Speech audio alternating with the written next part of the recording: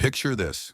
You're 7 months pregnant, making breakfast in your $20 million mansion, when your phone buzzes with a text that destroys your entire world.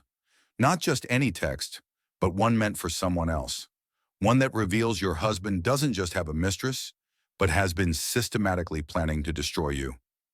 Sarah Mitchell thought she had the perfect life, a tech mogul husband, unlimited wealth, security for her unborn child.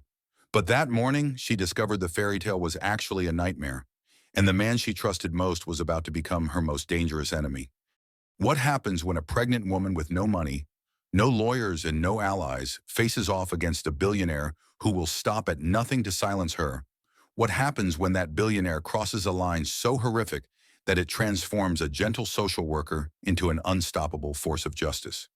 This is the true story of how one woman's courage brought down a criminal empire and proved that sometimes the most dangerous person in the room is the one everyone underestimates. Stay with me for the next hour, because this story will grab you by the throat and not let go until justice is served. Sarah Mitchell sat in the marble kitchen of her Malibu home, one hand resting on her 7-month pregnant belly, the other wrapped around a cup of chamomile tea. The morning sun streamed through floor-to-ceiling windows, casting golden light across the pristine countertops.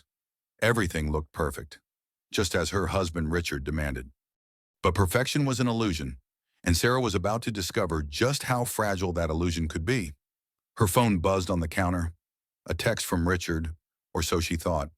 Instead, she found herself reading a message meant for someone else entirely. "Baby, last night was incredible. Can't wait to get rid of the ball and chain situation. The pregnancy complicates things, but my lawyer says we can handle it. She's too naive to see what's coming. Love you, A." Sarah's hands trembled as she read the message again and again. The words burned into her mind like acid. Ball and chain. The pregnancy complicates things. She's too naive.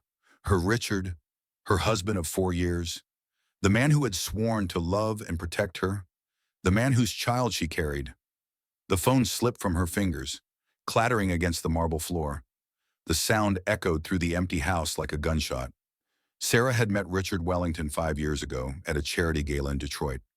She had been working as a social worker then, helping families navigate crisis situations. He was the keynote speaker, a tech mogul worth hundreds of millions, discussing his company's latest innovations in artificial intelligence. When he approached her after his speech, she had been starstruck. Richard Wellington, featured on magazine covers, sought after by investors worldwide, was asking her about her work. He seemed genuinely interested in her passion for helping people. Her stories of families she had saved from poverty and abuse. Their courtship had been a whirlwind of private jets and 5-star restaurants. Richard showered her with attention, gifts, and promises of a future where she could help people on a global scale through his foundation. When he proposed on a beach in Santorini, Sarah felt like Cinderella. The wedding had been featured in Architectural Digest. Sarah wore a custom Vera Wang gown. Celebrities and tech titans filled the guest list.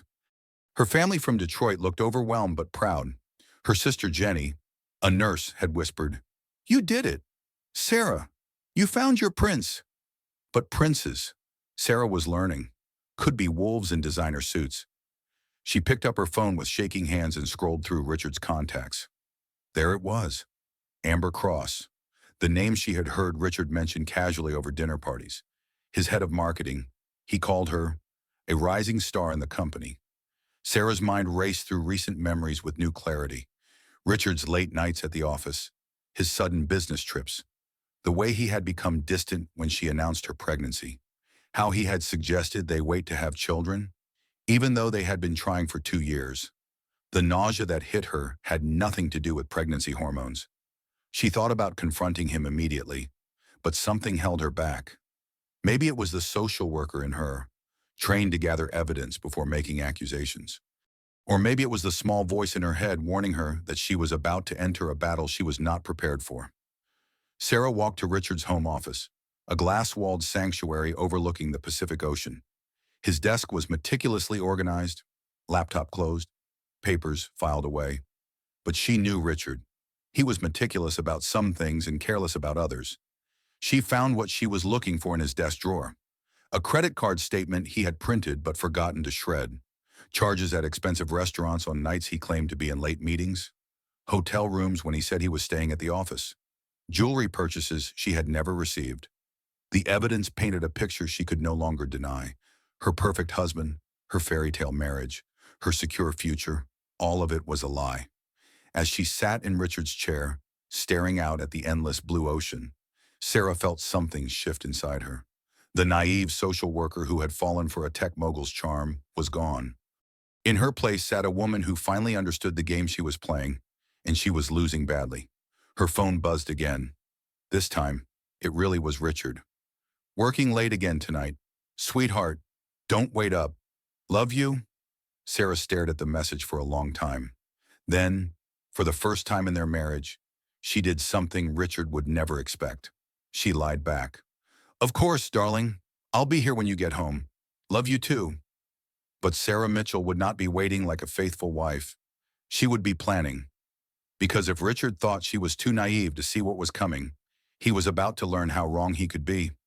Richard Wellington returned home at 2 in the morning, moving through their Malibu mansion with the practiced quiet of a man accustomed to deception. He expected to find Sarah asleep, curled up in their king-size bed with her pregnancy pillow, just as she had been for months. Instead, he found her sitting in the living room, still dressed, still awake. The lamp beside her cast a soft glow across her face, highlighting the tears she had shed and the resolve that had replaced them. Sarah, Richard's voice carried a note of confusion. What are you doing up? Are you feeling all right? She held up her phone, the damning text message displayed on the screen. Richard's face went through a series of emotions: confusion, recognition, calculation, and finally cold assessment. We need to talk, Sarah said, her voice steadier than she felt. Richard loosened his tie, that familiar gesture she had once found attractive. Now it seemed predatory, like a snake shedding its skin. I can explain, he said, but his tone held no remorse, only irritation at being caught. Can you? Sarah stood slowly, her hands supporting her lower back. Can you explain calling your wife a ball and chain? Can you explain discussing our unborn child like a business problem to be solved? Richard walked to the bar cart and poured himself a scotch. He didn't offer her anything, didn't ask how she was feeling. Those small courtesies had disappeared months ago, but Sarah was only now recognizing their absence. Sarah, you're being emotional, Richard said, taking a sip of his drink. Pregnancy hormones make you irrational. We both know that. The condescension in his voice hit her like a physical blow. This was a tactic she recognized from her social work training. Gaslighting, making the victim question their own perception of reality. Don't you dare, Sarah said, standing taller despite her exhaustion. Don't you dare use my pregnancy to dismiss what you've done. Richard sighed, as if dealing with an unreasonable child. Fine. Yes, I've been seeing Amber. It's not serious. Sarah, it's just. You've been so focused on the baby, so tired all the time. I needed something for myself. The casual cruelty of his words took her breath away. He wasn't even trying to deny it. He was justifying it. Something for yourself, Sarah's voice cracked. I'm carrying your child, Richard. I gave up my career, my life in Detroit, everything to be your wife, and you needed something for yourself. You gave up a social worker's salary to live in a $20 million house, Richard shot back, his mask finally slipping. You wear designer clothes, drive luxury cars, travel the world. Don't act like you've sacrificed anything meaningful. There it was, his true feelings. Sarah had always been a transaction to him, a beautiful accessory who enhanced his image and made him look like a family man to investors and the press. I loved you, Sarah whispered. Love is a luxury. Sarah, I gave you security instead. And what about our child? Richard's expression hardened. That depends entirely on you. The threat in his voice was unmistakable. Sarah felt ice in her veins despite the warm California night. What do you mean? Richard set down his glass and walked to his desk. He pulled out a folder, legal documents Sarah recognized as the prenuptial agreement she had signed 5 years ago. You signed this willingly, Sarah? If you choose to make this difficult, if you choose to embarrass me publicly, you'll walk away with exactly what this document stipulates. $50,000 and whatever personal items you brought into the marriage. Sarah stared at the papers. She remembered signing them, remembered her lawyer, a friend of Richard's, assuring her they were standard. She had been so in love, so trusting. The prenup had seemed like a formality, something that would never matter because they were going to be together forever. What about child support, she asked. Joint custody, minimum state requirements. Richard's smile was cold. Unless, of course, you prove to be an unfit mother. Pregnant women can be so unstable, so prone to substance abuse, depression, poor decision-making. The implication was clear. Richard had thought this through. He had plans within plans, legal strategies she couldn't begin to understand. You can't be serious. I'm always serious about business, Sarah, and that's all this ever was. Sarah felt the fight drain out of her. She had thought she was prepared for this confrontation, but Richard had been preparing much longer. He held all the cards, controlled all the resources, had legal and financial weapons she didn't even know existed. There is another option, Richard continued, his voice softer now, almost gentle. We can make this easy. You take a generous settlement, much more generous than the prenup requires, and you disappear. Quietly. You raise the child somewhere far from here. I'll provide support, but at a distance. No scandal, no messy divorce proceedings, no public humiliation. You want me to disappear? I want you to be smart. Sarah looked around the living room that had never felt like home. The expensive furniture chosen by Richard's decorator, the art selected by his advisor, the life she had built that was never really hers. Her phone buzzed. A text from her sister Jenny in Detroit. How are you feeling? Can't wait to meet my niece or nephew. You're going to be such an amazing mom. The words broke something open in Sarah's chest. Jenny believed in her. Her family believed in her. She was about to become a mother, responsible for another human being. What kind of example would she set if she simply disappeared when things got difficult? I need time to think, Sarah said finally. Richard nodded, satisfied. Take all the time you need. But Sarah, don't mistake kindness for weakness. I'm offering you a way out with dignity intact. That offer won't last forever. As Richard headed upstairs to their bedroom, Sarah remained in the living room, staring out at the dark ocean. She pressed her hands to her belly, feeling the baby's gentle movements. I'm sorry, little one, she whispered. I'm so sorry I brought you into this mess. But even as she spoke the words, another voice whispered in her mind, the voice of every woman she had helped during her years as a social worker, women who had faced impossible odds and found the strength to fight back. You're not powerless, the voice said. You just don't know your power yet. Sarah didn't sleep that night. Instead, she sat in the darkness, planning. 3 days after their confrontation, Sarah decided to give Richard one last chance. Despite everything, a part of her still hoped the man she had fallen in love with existed somewhere beneath the cold calculation. She prepared his favorite dinner and waited. When Richard finally came home at 9 p.m., he seemed genuinely surprised by the effort. What's all this? He asked, looking at the candlelit table. The wine he loved, but she couldn't drink. I've been thinking about what you said, Sarah began carefully. About us, about the future. Richard sat down across from her, his expression guarded but interested. I love you, Richard, she continued, the words painful but necessary. I love the man I married. I know things have been difficult with the pregnancy, with my emotions. Maybe we can work through this. Maybe Amber was just a mistake. For a moment, something flickered in Richard's eyes, something that might have been regret. Sarah held her breath. Then his expression hardened again. Sarah, you're a good woman, he said, cutting into his steak. But you're living in a fantasy. What we had was never real. It was business. A beneficial arrangement that's outlived its usefulness. The words hit her like physical blows, but she pressed on. What about our child? Richard set down his fork and looked at her with something approaching pity. You should consider your options. The euphemism hung in the air between them. Sarah's hand instinctively moved to her belly, protecting the life growing inside her. You want me to have an abortion? I want you to be realistic. You're 32 years old with no career, no resources of your own. You'd be a single mother trying to raise a child on $50,000. That's not fair to the child. Sarah, his tone was reasonable, logical, as if he were discussing a business proposal rather than their unborn child. You already consulted lawyers about child support, didn't you? Sarah asked, pieces falling into place. You've been planning this. The prenup, the settlement offer, everything. Richard's silence was answer enough. Sarah stood up from the table, her legs unsteady. Get out. Sarah, get out of this house right now. Richard stood slowly, smoothing his tie. This is my house, Sarah. You'd do well to remember that. Then I'll leave. Where will you go? Your family can barely afford their own bills. You have no friends here who aren't my friends first.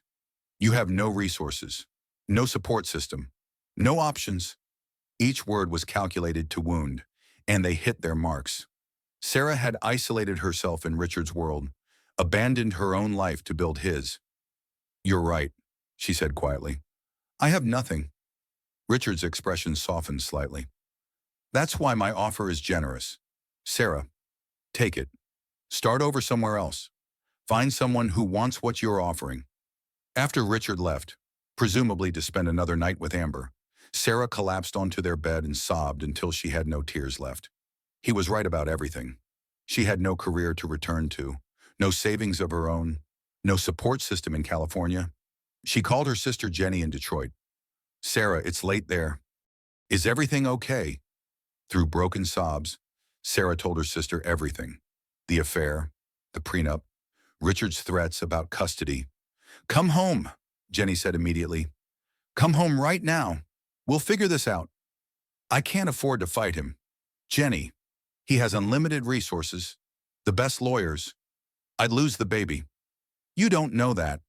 I do know that. I've seen it happen to other women. I used to help them. Remember, the system protects men like Richard. Jenny was quiet for a long moment. What about that friend from college, Marcus something? Didn't he become a lawyer? Marcus Torres. Sarah hadn't thought about him in years. They had dated briefly in college before remaining friends.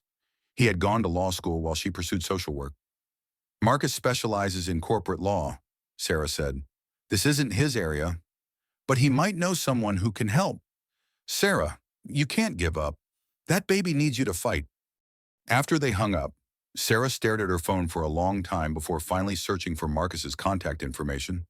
She found his law firm's website easily enough, Torres, Martinez, and Associates, a successful practice in downtown Los Angeles. She drafted a dozen messages before settling on something simple. Hi, Marcus. It's Sarah Mitchell. I know it's been years, but I find myself in need of legal advice. Could we possibly meet for coffee? I understand if you're too busy. She sent the message at midnight and didn't expect a response for days. Instead, her phone rang within an hour. Sarah, my God, I was just thinking about you. I saw your wedding announcement years ago. How are you? His voice was exactly as she remembered.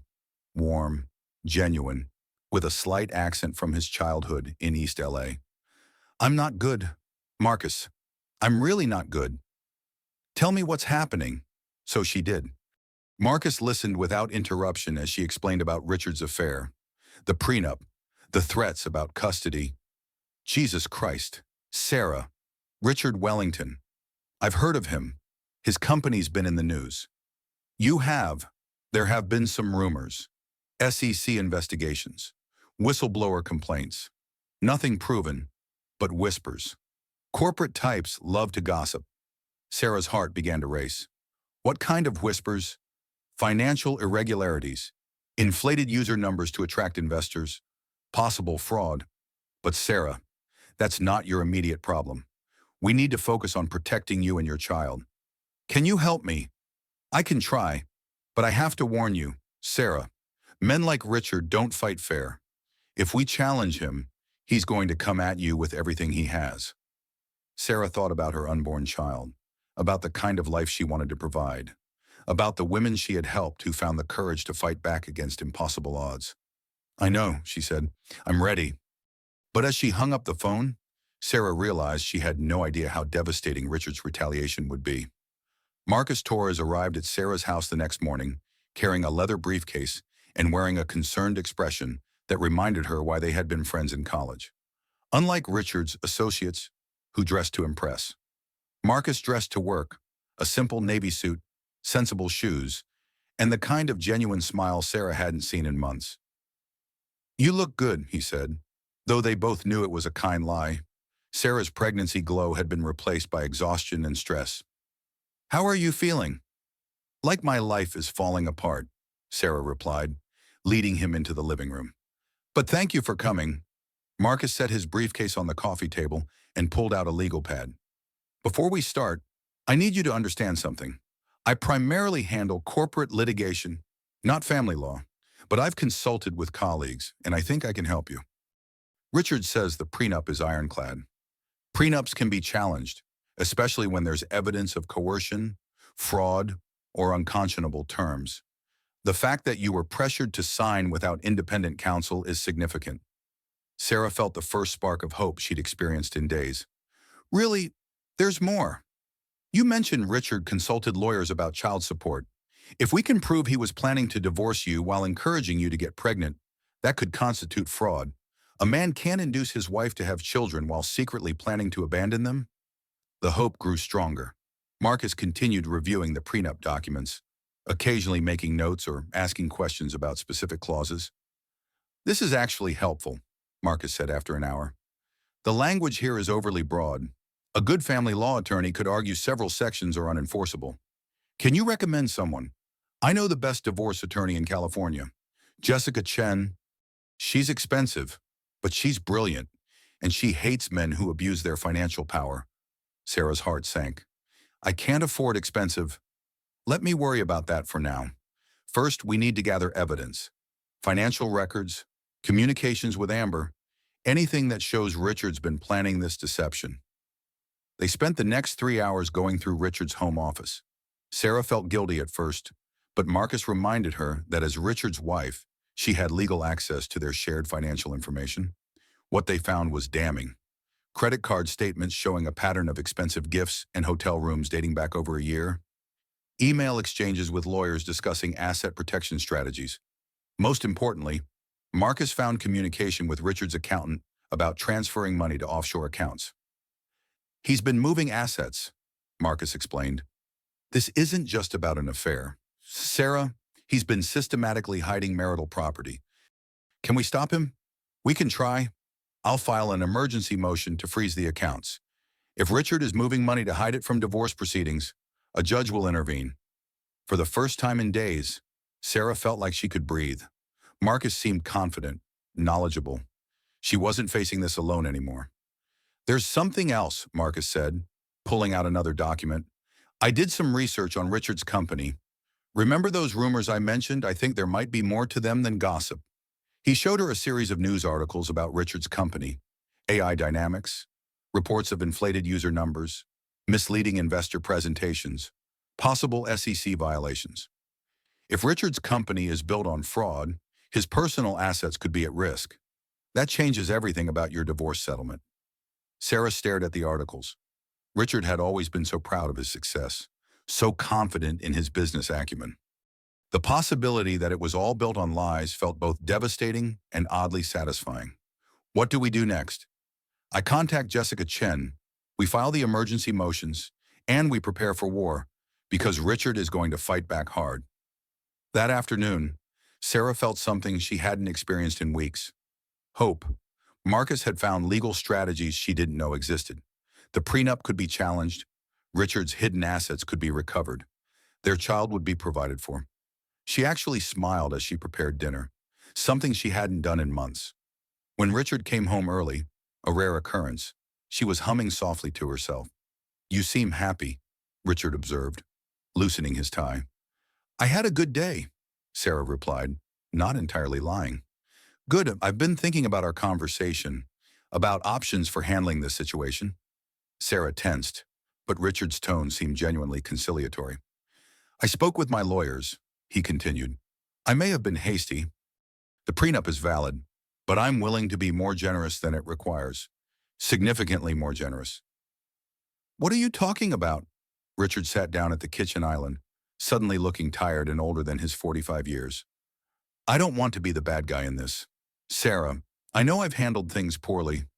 The affair was a mistake. You deserve better. Sarah stared at him, searching his face for signs of deception. But Richard looked genuinely regretful, almost vulnerable. I'm prepared to offer you $2 million, he said quietly, plus ongoing child support at twice the state requirements. You can live comfortably anywhere you choose. Our child will never want for anything. $2 million. More money than Sarah had ever imagined having. Enough to buy a house, start a new life, ensure her child's education and future. Why? She asked. Because you're right. You gave up everything for me. You deserve to be compensated for that sacrifice. Richard reached across the counter and took her hand. His touch was gentle, familiar. For a moment, Sarah remembered why she had fallen in love with him. I don't want to fight you in court, he continued. I don't want our child to grow up reading about our divorce in tabloids. This way, we can end this with dignity. Sarah's mind raced. $2 million would give her independence, security. She could raise her child without worrying about money, could return to social work if she wanted. It was more than generous. It was life-changing. I need time to think, she said. Of course. But Sarah, my lawyers are concerned about some recent developments, financial irregularities they've discovered. They're recommending immediate action to protect company assets. This offer may not be available much longer. The veiled threat was delivered so softly, so reasonably, that Sarah almost missed it. But she caught the implication. Accept the generous offer now, or risk getting nothing later. That night, Sarah lay awake weighing her options. Richard's offer was tempting, more than tempting.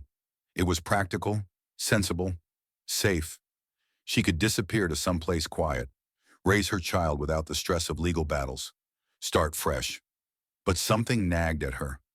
Richard never did anything without calculating every angle. Why was he suddenly so generous? What had changed between yesterday and today? She thought about calling Marcus, then decided to wait. She needed to consider Richard's offer carefully, rationally. $2 million wasn't something to dismiss lightly. The next morning, she woke to find Richard already gone. A note on his pillow read, "Think carefully about your future. Some opportunities don't come twice." Sarah was still considering the note when her phone rang. Marcus's name appeared on the screen. "Sarah, we have a problem," he said without preamble. "A big problem." "What kind of problem? I've been disbarred." The words didn't make sense at first. "What, the California State Bar received a complaint about my representation of you. Conflict of interest. Because we dated in college. They're claiming I can't represent you ethically. It's bullshit, but the damage is done. I can't be your attorney." Sarah felt the walls closing in around her. "Can you still help unofficially? Not without risking my entire career?" "Sarah, I'm sorry. This came out of nowhere." But it hadn't come out of nowhere. Sarah understood immediately who had orchestrated Marcus's removal. "Richard," she whispered. "I think so. And Sarah, there's more bad news. Jessica Chen suddenly isn't available to take your case. Her entire firm has declined representation due to a conflict of interest with Richard's company." One by one, Richard was eliminating her options, removing her support system, isolating her completely. "What do I do now? I don't know. I wish I could help, but my hands are tied. Maybe Richard's settlement offer isn't so bad after all." After Marcus hung up, Sarah sat in her empty house and felt the hope that had sustained her crumble completely. Richard had outmaneuvered her before the battle had even begun. $2 million was starting to look less like generosity and more like a trap. But it might be the only trap she could afford to accept. The morning after Marcus was disbarred, Sarah discovered Richard had moved beyond legal maneuvering to something far more sinister. She woke to find her credit cards declined at the grocery store, her bank accounts frozen, and a notice from their insurance company that her coverage had been suspended pending a policy review. When she confronted Richard that evening, he was waiting for her with a glass of wine and an expression of manufactured concern. "I heard you had some trouble today," he said, not offering her a drink. "Financial difficulties. You know exactly what happened." "Do I know my accountants discovered some irregularities in our joint accounts, unusual spending patterns, suspicious transactions. They felt it was necessary to freeze everything pending an investigation." Sarah stared at him. Suspicious transactions. Richard pulled out a folder, He always had folders prepared. Sarah realized documentation for every cruelty, large cash withdrawals over the past month, payments to a private investigator, consulting fees paid to a disgraced attorney. My accountants are concerned you might be planning to hide marital assets. The audacity was breathtaking. Richard was accusing her of the very crimes he was committing. I withdrew cash for groceries because I was embarrassed to use credit cards for small purchases. The payments to Marcus were for legal consultation, which is my right. Is it the courts might see it differently? A pregnant woman displaying erratic financial behavior, consorting with disbarred lawyers, making secretive transactions, these could be signs of mental instability. There it was. The trap Sarah was beginning to understand. Richard wasn't just trying to win a divorce. He was building a case to prove she was unfit to raise their child. You're documenting everything. Aren't you creating a paper trail to use against me? Richard's smile was cold. I'm protecting my interests, Sarah, just as any reasonable person would do.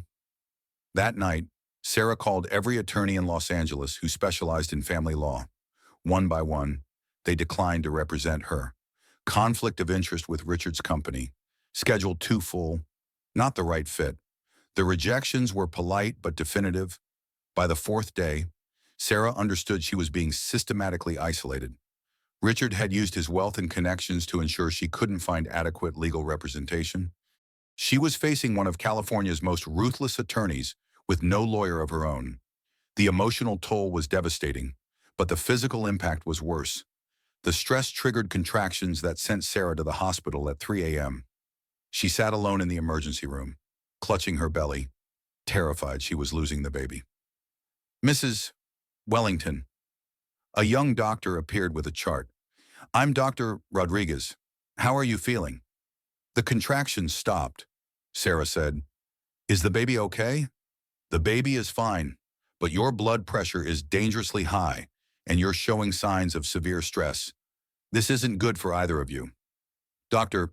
Rodriguez sat down beside her, his expression kind but concerned. Mrs. Wellington, I have to ask, are you safe at home? Are you experiencing any domestic stress that might be contributing to this? The question hung in the air. Sarah could tell the truth. Explain about Richard's psychological warfare, his systematic destruction of her support system. But what would happen then? Richard would claim she was being dramatic, unstable, her words against his, with no proof of his manipulation. Just normal pregnancy stress, she said finally. Dr. Rodriguez didn't look convinced, but he couldn't force her to elaborate. I'm prescribing medication for anxiety, he said. But Mrs. Wellington, if you need help, there are resources available. Sarah took the prescription, knowing Richard would use even this against her. Evidence of mental instability, proof that she couldn't handle the stress of raising a child. When she arrived home, she found Richard waiting with another folder. I heard about your hospital visit, he said. Are you all right? Is the baby okay? His concern sounded genuine, but Sarah no longer trusted anything about him. We're fine. Good, but Sarah, this proves my point. The stress of fighting me is dangerous for you and the child. You're hospitalized at 3 a.m. because you can't handle the pressure. The pressure you're creating. The pressure of an unnecessary legal battle. Take my offer.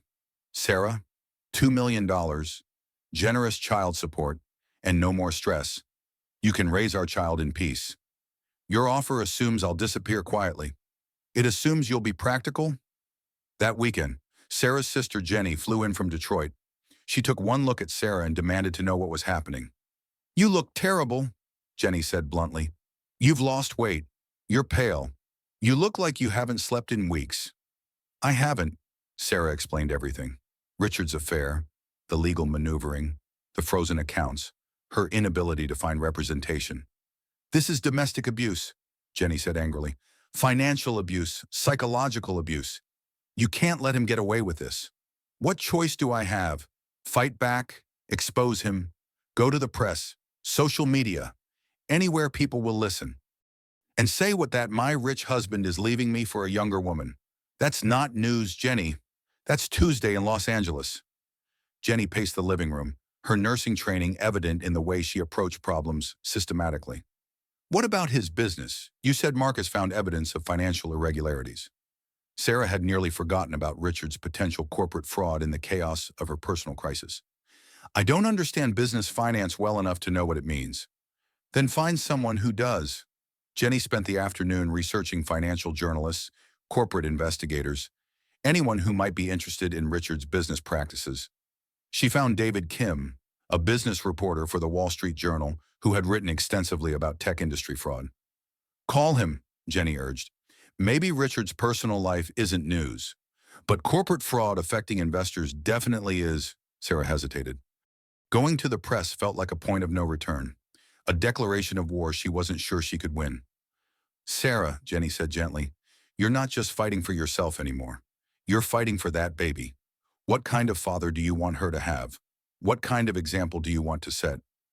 That evening, after Jenny caught her flight back to Detroit, Sarah sat alone in the mansion that had become her prison. She thought about her unborn child, about the kind of world she was bringing her into. She thought about her own mother, a strong woman who had worked 2 jobs to support Sarah and Jenny after their father left. Her mother had never backed down from a fight when it mattered. Sarah picked up her phone and dialed David Kim's number. Mr. Kim, my name is Sarah Wellington. I believe my husband's company is committing fraud, and I think you might be interested in the story. There was a long pause on the other end of the line. Mrs. Wellington, David Kim said carefully, I think we should meet. As Sarah scheduled the meeting, she realized she had just crossed a line from which there would be no return. Richard had pushed her too far, isolated her too completely, threatened her child's future too directly. He wanted a war, he was about to get one, but Sarah had no idea how ruthless Richard could be when truly cornered. The meeting with David Kim took place at a small cafe in Santa Monica, far from Richard's usual haunts. Sarah arrived early, nervous but determined. Kim was younger than she expected, maybe 35, with sharp eyes behind wire-rimmed glasses and the manner of someone accustomed to uncovering secrets. Thank you for meeting me, Sarah said as he sat down across from her. I have to admit, Mrs. Wellington, this is unusual. Why would the wife of a tech CEO want to expose her husband's business practices? Sarah told him about the divorce, the hidden assets, the pattern of financial manipulation. Kim listened without judgment, occasionally taking notes.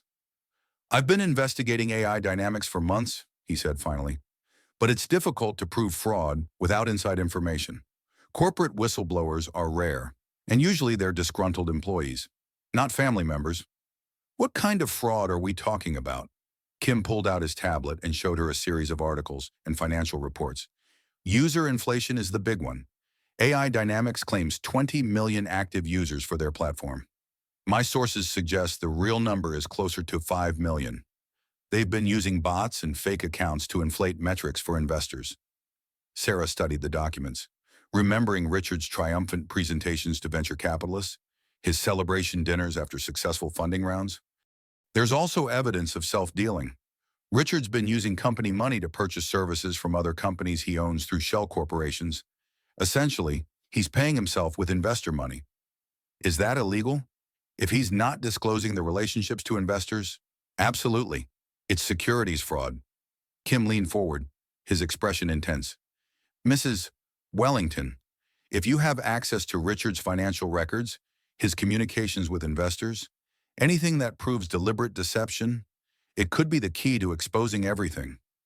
Sarah thought about Richard's home office, the files she had access to as his wife. She could photograph documents, copy hard drives, gather the evidence Kim needed. What happens if I help you? I publish the story. The SEC investigates. If the evidence is solid, Richard faces criminal charges. His company collapses. His personal assets become subject to seizure. It would destroy him completely. Sarah felt a moment of satisfaction, followed immediately by terror. If Richard lost everything, what would happen to her and the baby? I need to think about this, she said. Kim gave her his card. Don't think too long, Mrs. Wellington. Richard is planning a major funding round next month. If he succeeds in defrauding new investors, the damage will be much worse.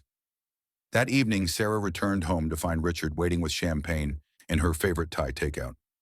What's the occasion? She asked warily. Good news. My lawyers have resolved the issues with our joint accounts. Everything should be unfrozen by tomorrow. Sarah sat down across from him, studying his face for signs of deception. Richard seemed genuinely pleased, almost celebratory. There's more, he continued. I spoke with my accountants about your settlement.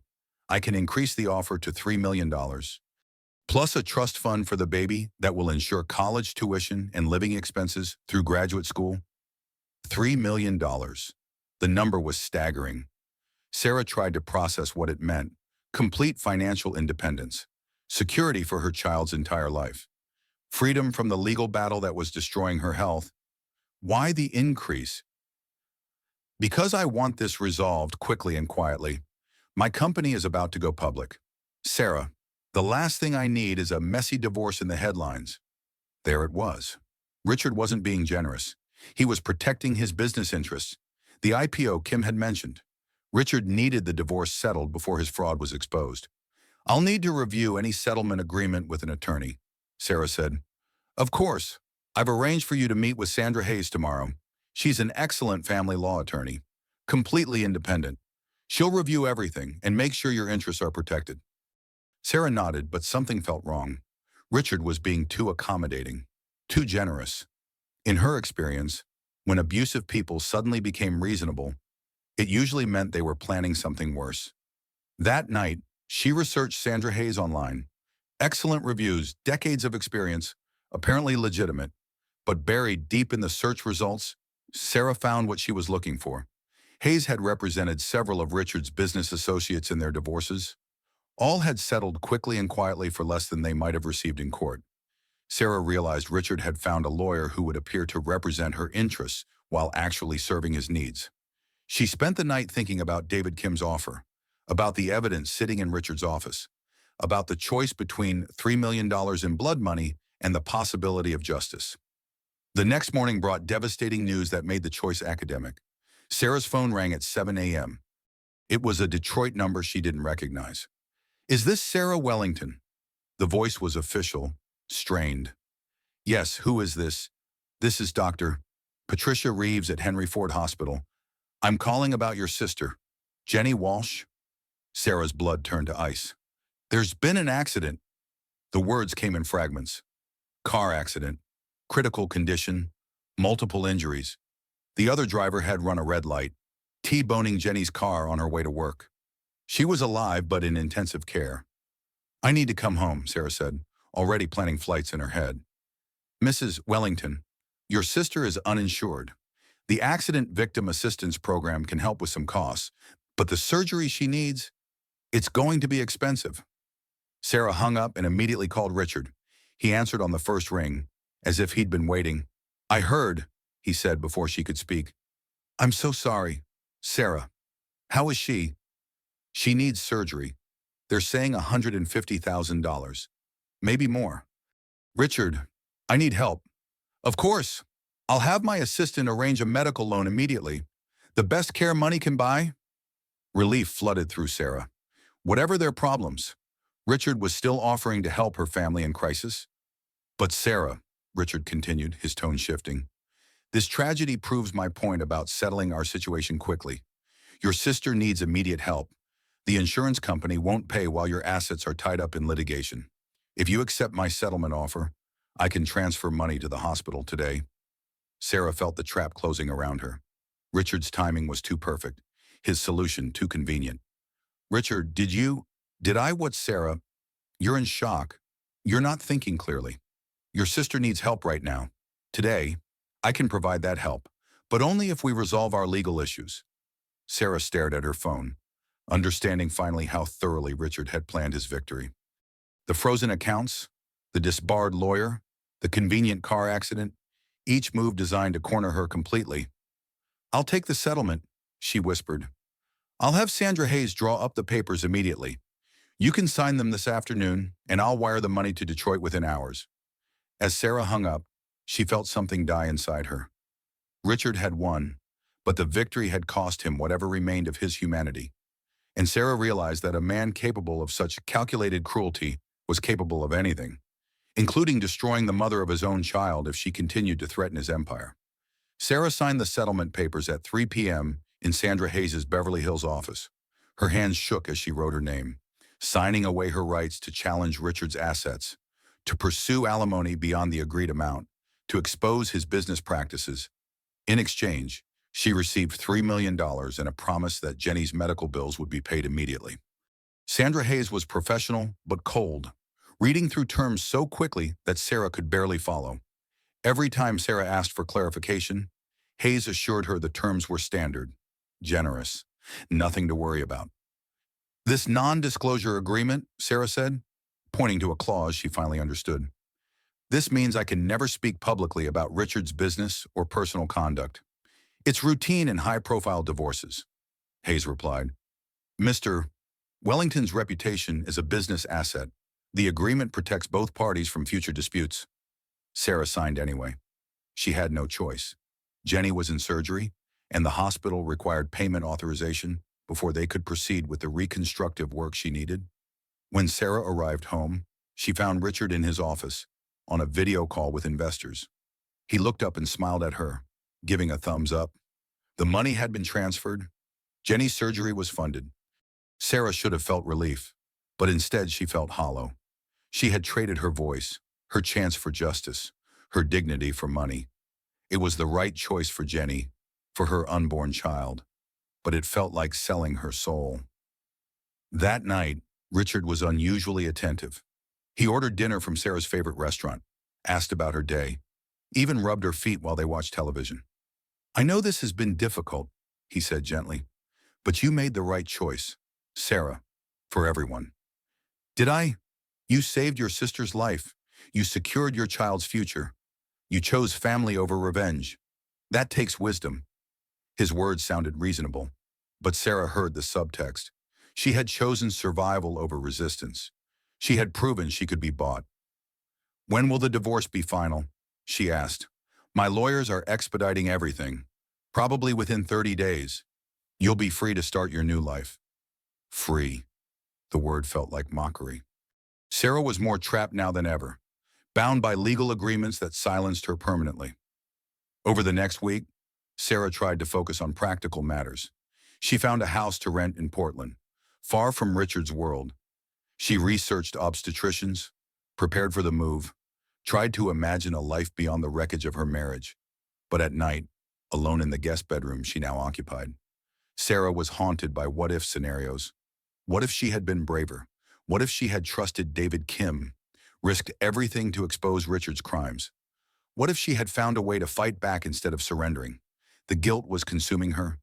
She had witnessed financial fraud that would hurt innocent investors, and she had chosen silence to protect herself and her family.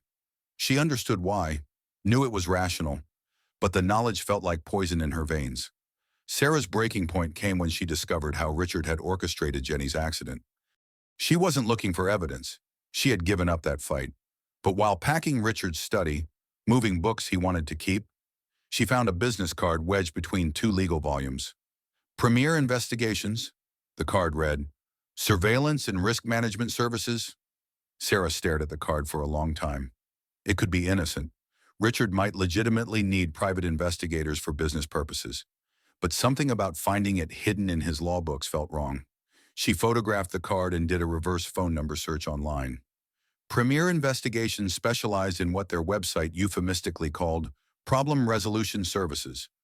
Reading between the lines, they seemed to offer intimidation, stalking, and sabotage services to wealthy clients. Sarah's hands shook as she scrolled through their service descriptions. Asset location, surveillance of family members, traffic accident reconstruction, insurance claim management. The pieces fell into place with horrifying clarity. Richard hadn't just taken advantage of Jenny's accident. He had caused it. Sarah ran to the bathroom and vomited until nothing remained but bile and rage. When she finally stopped retching, she stared at herself in the mirror. Her face was pale, her eyes hollow. She looked like a ghost of the woman she used to be. But in those hollow eyes, Sarah saw something she hadn't expected. Not just defeat, but fury. White-hot, purifying anger that burned away the last of her fear. Richard had crossed a line from which there could be no return. He had tried to kill her sister to force Sarah's surrender. The settlement agreement she had signed was obtained through fraud, coercion, and attempted murder, which meant Legally, it was worthless. Sarah walked back to Richard's study and photographed every document she could find. Bank statements, investor presentations, communications with premier investigations. She worked methodically, efficiently, like the social worker she used to be building a case file. When Richard came home that evening, he found Sarah in the kitchen, cooking dinner as if nothing had changed. "You seem better today," he observed. "I am," Sarah replied. "I think I'm finally accepting reality." "Good. Acceptance is the first stage of healing." They ate dinner in companionable silence. Richard talked about his upcoming IPO, the investors he was meeting with, his excitement about the company's future. Sarah nodded and smiled, playing the part of the defeated ex-wife who no longer posed a threat. After dinner, Richard retreated to his study while Sarah cleaned the kitchen. She could hear him on conference calls, his voice confident and commanding as he discussed stock valuations and market projections. Sarah finished loading the dishwasher and walked quietly upstairs. In the guest bedroom, she pulled out her laptop and composed an email to David Kim. "Mr. Kim, I have the evidence you need to expose AI dynamics. More importantly, I have evidence that Richard Wellington attempted to have my sister killed to force me to sign a settlement agreement. I'm ready to tell the world who Richard Wellington really is. When can we meet?" She sent the email and sat back, feeling calmer than she had in months. The settlement agreement meant nothing if it had been obtained through fraud and attempted murder. The non-disclosure clauses were unenforceable if Richard had committed crimes to obtain Sarah's signature. Sarah placed her hands on her belly, feeling the baby's gentle movements. "I'm sorry I almost gave up," she whispered. "But Mommy's going to fight now. I'm going to make sure the world knows what kind of man your father really is." Her phone buzzed with a response from David Kim. "Tomorrow, early. This story's going to change everything." Sarah smiled for the first time in weeks. Richard thought he had won completely, thought he had broken her beyond repair. He was about to learn how wrong he could be. The war wasn't over. It was just beginning. Sarah met David Kim at dawn in Griffith Park, far from any location Richard might monitor. The journalist looked like he hadn't slept, his hair disheveled and coffee-stained notes spilling from his briefcase. "I've been working all night," he said without preamble. "What you sent me is explosive, but I need to verify everything before publication. Are you absolutely certain Richard arranged your sister's accident?" Sarah handed him copies of the premier investigations documents she had found, along with financial records showing payments to the company that coincided with Jenny's crash. "The timing is too perfect to be coincidental," she said. "Jenny was hit 3 days after I refused Richard's initial settlement offer. The hospital bills created exactly the pressure he needed to force my cooperation." Kim studied the documents, occasionally whistling under his breath. "This isn't just divorce fraud anymore," he said finally. "This is attempted murder, securities fraud, and racketeering. Sarah, when this story breaks, Richard is going to face federal charges. Are you prepared for what that means?" "What does it mean?" "It means your $3 million settlement disappears when his assets are frozen. It means testifying before federal prosecutors. It means Richard will use every resource he has to destroy your credibility, your reputation, your life." Sarah had spent the night considering exactly those consequences. The safe path was to take Richard's money and disappear quietly. But the safe path meant letting him continue defrauding investors, meant allowing other women to face the same systematic destruction she had experienced. "I can't let him get away with it," she said. "Even if fighting him costs you everything." Sarah thought about her unborn child, about the kind of world she wanted to bring her into. A world where powerful men faced consequences for their actions, or a world where they bought silence and continued their crimes. "Especially then." Kim smiled grimly. "Then let's burn his empire down." They spent 3 hours going through every document Sarah had copied. Kim explained how each piece fit into the larger pattern of fraud, how Richard had systematically deceived investors while enriching himself through shell companies and fake metrics. "The user inflation alone is worth $50 million in fraudulent investment," Kim said, "but the self-dealing through his shell corporations pushes the total over $200 million. This is going to be one of the biggest tech fraud cases in years. When will you publish?" "Tonight." "But Sarah, the moment this story goes live, Richard will know you're the source. You need to be somewhere safe." Sarah had already considered this. Richard's reaction to exposure would be swift and brutal. She needed protection and allies. "I'm going to Detroit," she said. "Jenny's being discharged from the hospital tomorrow. We can support each other." "Good. But before you go, we need to get you on record with federal authorities. I have contacts at the FBI's white-collar crime division. They'll want to interview you immediately." The FBI interview took place that afternoon in a downtown federal building. Agent Maria Santos was a sharp-eyed woman in her 40s who specialized in corporate fraud cases. She listened to Sarah's story without interruption, occasionally asking for clarification about dates or financial details. "Mrs. Wellington," Agent Santos said finally, "you understand that cooperating with this investigation makes you a federal witness? We can provide protection, but your life is going to change dramatically. It's already changed dramatically. Not like this. Richard Wellington has resources most criminals don't possess. He can hire the best defense attorneys, private investigators, public relations firms. He's going to come after you with everything he has." Sarah had seen Richard's ruthlessness firsthand. She knew he would try to destroy her credibility, paint her as a vengeful ex-wife seeking attention. But she also knew the evidence was overwhelming. "Can you protect me?" "We can try. Witness protection might be necessary if threats escalate. Are you prepared for that possibility?" Sarah touched her belly. Her child deserved to grow up in a world where truth mattered more than money. "Yes." Agent Santos smiled for the first time during the interview. "Then let's put Richard Wellington where he belongs." That evening, Sarah packed hastily while Richard attended a business dinner. She took only essentials: clothes, documents, personal items. Everything else belonged to Richard's world, a world she was finally leaving behind. She was loading her car when her phone rang. "David Kim, the story goes live in 30 minutes, he said. "Are you somewhere safe?" "I'm leaving for the airport now." "Good. Sarah, this story is going to explode. Every major news outlet will pick it up within hours. By tomorrow, Richard Wellington will be the most notorious name in Silicon Valley. Thank you, David, for everything. Thank you for having the courage to speak up. A lot of people are going to benefit from your bravery." Sarah drove through the dark Los Angeles streets toward LAX, feeling lighter with each mile. The city that had trapped her was disappearing in her rearview mirror, along with the life that had never really belonged to her. At the airport, she checked her phone one final time.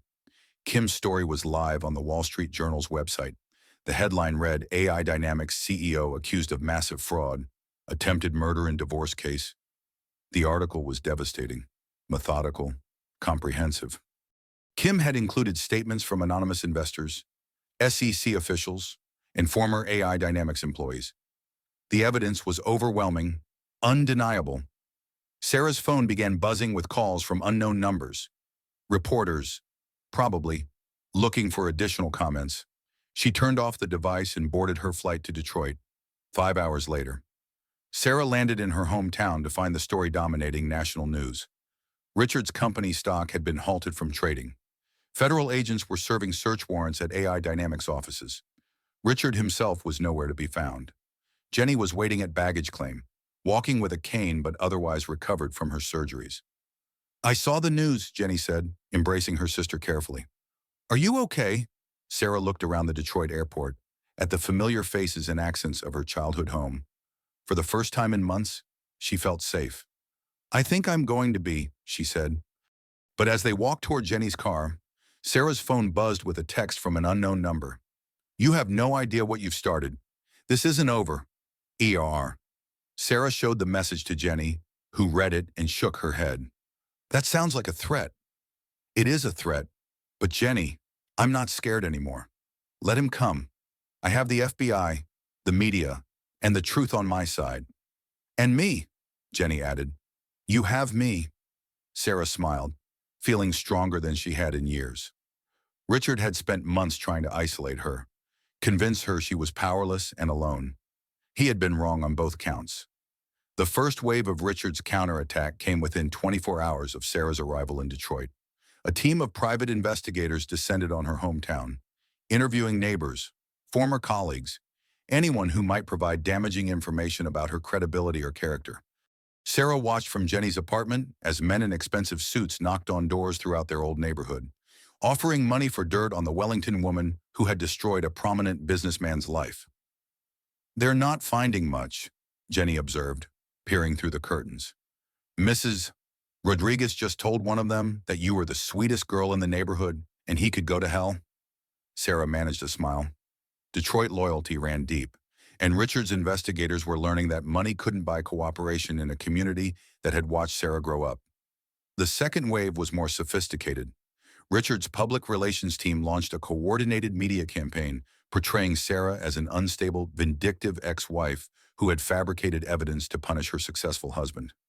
They leaked carefully edited documents suggesting Sarah had been stealing from joint accounts, using drugs during pregnancy, making false accusations against multiple men. Sarah watched the character assassination unfold on cable news, feeling sick as talking heads debated her mental state and motives. Richard had transformed her from whistleblower to villain in the span of 48 hours. "Don't watch this garbage," Jenny said, changing the channel. "They're just defending their own interests. Rich men protect rich men." But the damage was spreading. Sarah's phone buzzed constantly with calls from reporters wanting her response to Richard's allegations. Some were legitimately seeking her side of the story. Others seemed intent on catching her in inconsistencies or emotional outbursts. Agent Santos called on the third day with mixed news. "Richard's media strategy is sophisticated, but it's not affecting the criminal investigation," she said. "We have the evidence we need regardless of public perception. However, I'm concerned about your safety. Richard's people are getting increasingly aggressive in their attempts to locate you." "And what kind of aggressive? Attempted break-ins at your old apartment in Los Angeles? Surveillance of your sister's workplace? Pressure on your family members? This goes beyond standard legal defense tactics." Sarah felt the familiar chill of fear. Richard wasn't just trying to discredit her. He was hunting her. "We can offer formal witness protection," Santos continued. "New identities, relocation, federal security, but it would mean cutting ties with your family and current life completely."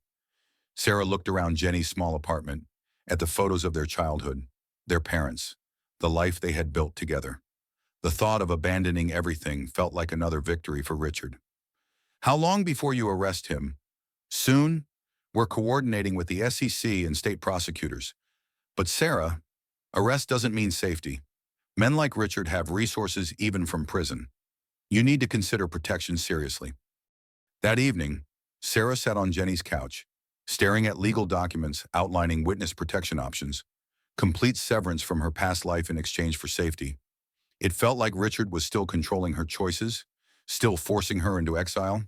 Her contemplation was interrupted by breaking news on television. David Kim appeared on screen, standing outside AI Dynamics headquarters as federal agents carried boxes of evidence to waiting cars. "Richard Wellington surrendered to authorities this morning," Kim reported. "He's been charged with securities fraud, wire fraud, and conspiracy. Additional charges related to the attempted murder of his estranged sister-in-law are expected within days." Sarah felt something release in her chest. Richard was in custody. The investigation had moved beyond her testimony to encompass his entire criminal enterprise. Her phone rang immediately. "Agent Santos. Did you see the news? Just now. Does this mean I'm safer?" "Somewhat. Richard's been denied bail due to flight risk, but he's already hired the best defense team money can buy. They're going to argue that you're an unreliable witness with ulterior motives. Can they succeed? Not with the evidence we have. Sarah, your testimony was crucial, but we've corroborated everything through independent sources, financial records, SEC investigations, witness statements from Richard's employees. This case doesn't depend on you alone anymore." For the first time in months, Sarah felt like she could breathe completely. What happens next? Grand jury testimony, probably within weeks, then trial preparation. It's going to be a long process, but we're confident about conviction. After hanging up, Sarah walked to the window of Jenny's apartment and looked out at the Detroit skyline. The city looked different now, not like a place she had escaped from, but like home, the place where she had learned values that Richard's money couldn't corrupt. Her phone buzzed with a text from an unknown number. Sarah's heart jumped, expecting another threat from Richard. Instead, she found a message from her former colleague in social work. "Saw the news? You're a hero. Sarah, what you did took incredible courage. If you ever want to come back to helping families, we'd be honored to have you. More messages followed. Friends from college, neighbors from Detroit, strangers who had read her story and wanted to express support. For every manufactured headline questioning her motives, there were real people who recognized her courage. Jenny found her crying on the couch an hour later. Bad news, Jenny asked, concerned. Good news, really good news. Jenny, people believe me. Real people, not just investigators or lawyers. They see what Richard tried to do, and they support what I did. Jenny sat beside her, putting an arm around her shoulders. Of course they do. You're a hero, Sarah. You stopped a criminal who was stealing millions from investors. You exposed a man who tried to have his wife's sister killed. You did the right thing, even when it cost you everything. Sarah wiped her tears and looked at her sister. It didn't cost me everything. I still have you. I still have the baby. I still have the truth. And your strength. Richard tried to break that, but he failed.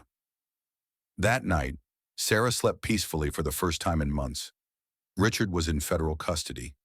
The investigation had moved beyond her single testimony to encompass his entire criminal organization. The media campaign against her was losing momentum as evidence mounted. Most importantly, Sarah had found her voice again, not just as a whistleblower, but as a woman who refused to be silenced by wealth and intimidation. The battle wasn't over. Trials and testimonies still lay ahead. But the war had turned decisively in favor of truth and justice. Richard Wellington had finally met an opponent he couldn't buy, threaten, or destroy. He had met a woman who valued her integrity more than her safety, her child's future more than her own comfort, and justice more than money. He had met Sarah Mitchell, and she was no longer afraid. 6 months later, Sarah stood in the witness box of a federal courthouse in Los Angeles, 8 months pregnant and radiating quiet strength. The courtroom was packed with reporters, investors, and spectators who had followed the Wellington fraud case through every twist and revelation.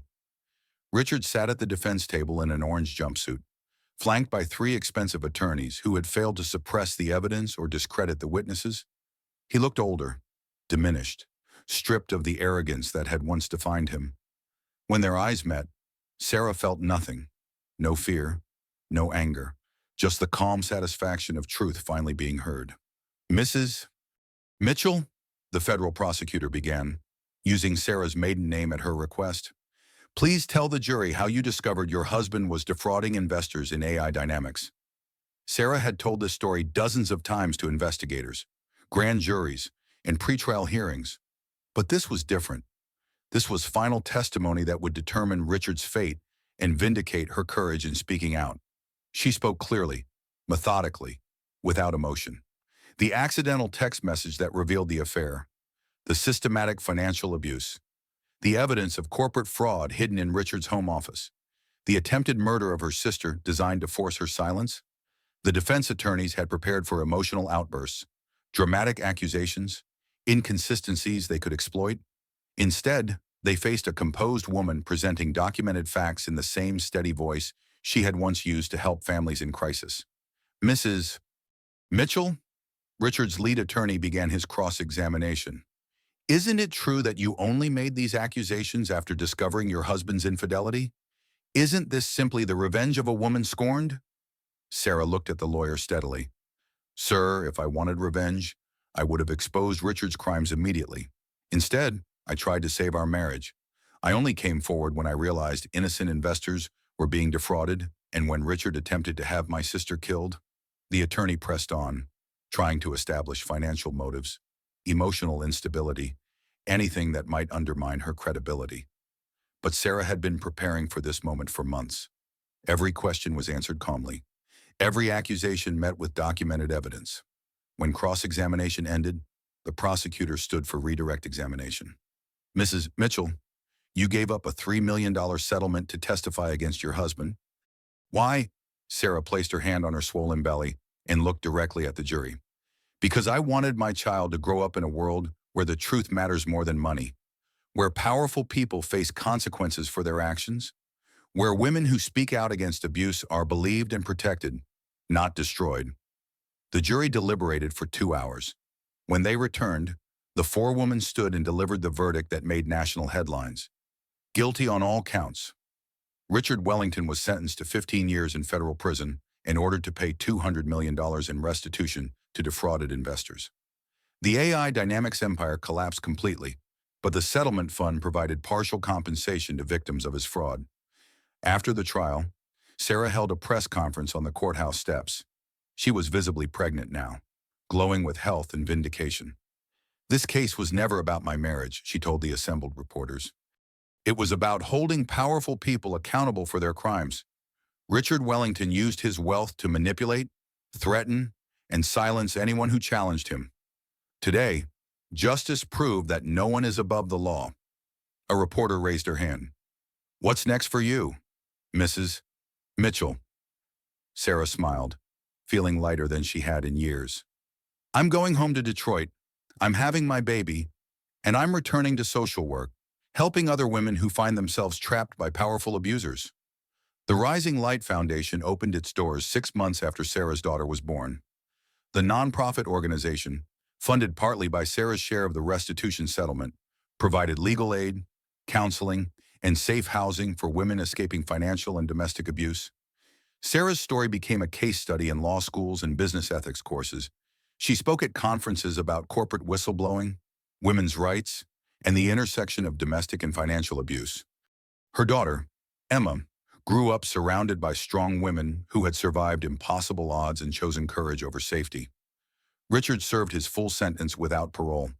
He wrote letters to Sarah from prison, sometimes threatening, sometimes pleading, occasionally apologetic. She never responded to any of them. He had become irrelevant to her story, a cautionary tale rather than a defining trauma. On Emma's 5th birthday, Sarah took her daughter to visit Jenny, now fully recovered and working as a hospital administrator.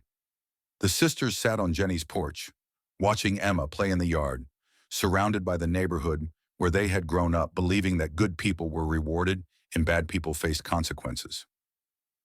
"Do you ever regret it?" Jenny asked. "Walking away from all that money? Putting yourself through the trial? All of it?" Sarah watched her daughter chase butterflies across the grass, fearless and joyful in the way only children can be. "Never," she said. "Emma will grow up knowing that her mother chose truth over comfort, justice over silence. That when powerful people tried to destroy us, we fought back and won. And that her aunt is pretty tough too," Jenny added with a grin. Sarah laughed, feeling the warmth of family and community that Richard's wealth had never provided. "The toughest. We both are." That evening, as Sarah read Emma a bedtime story, her daughter looked up with curious eyes.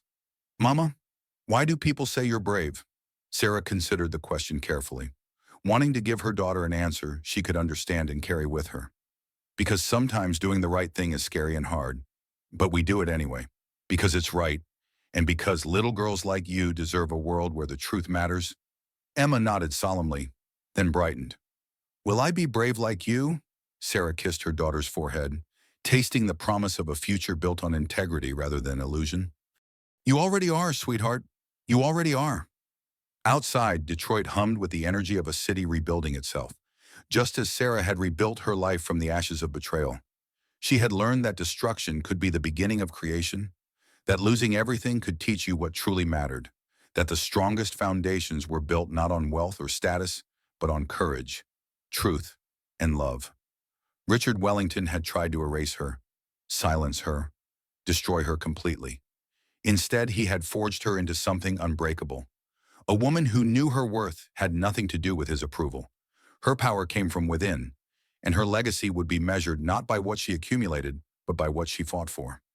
The girl from Detroit who had once been dazzled by a tech mogul's charm was gone.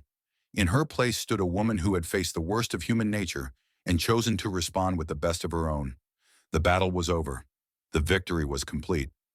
And Sarah Mitchell was finally, truly free. And there you have it, the incredible true story of how one woman's courage brought down a criminal empire worth hundreds of millions of dollars. Sarah Mitchell proved that when you fight for what's right, even the most powerful people in the world can be held accountable. If this story moved you, if it made you believe that justice can prevail against impossible odds, I'd love to hear your thoughts in the comments below. Have you ever faced a situation where speaking the truth came at a personal cost? Share your story. Your courage might inspire someone else who's struggling.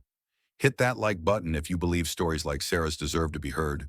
And if you want more true stories about ordinary people doing extraordinary things when it matters most, subscribe to our channel and ring that notification bell. Because everyone deserves to know that they're stronger than they think, braver than they believe, and never as alone as they feel. Thanks for staying with me for Sarah's journey. I'll see you in the next story, where we'll discover that sometimes the greatest victories come from the greatest defeats. Until then, remember, the truth is always worth fighting for.